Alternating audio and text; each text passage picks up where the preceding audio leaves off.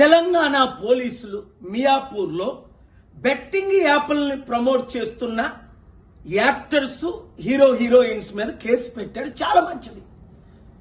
ఈ యాక్టర్స్ కి ఈ హీరోయిన్స్ కి ₹1 2 కోట్లు తీసుకొని బెట్టింగ్ యాప్లు ప్రమోట్ చేయడం న్యాయమా?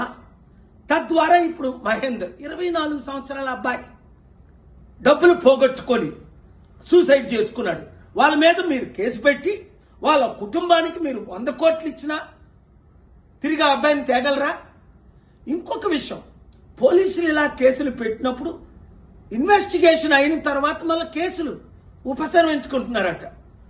దానికి ఉదాహరణ మన అల్లు అర్జున్ జైల్లో పెట్టారు, 100 కోట్లు అందేయట, మళ్ళీ కేసు లేకుండా నీళ్ళు గాల్చేశారట. అలా కాకుండా నేను ఇచ్చే 2 సలహాలు. ఒకటి, మీరు హీరోయిన్స్ కనీసం మాదిరిగానే ఉండాలి కదా.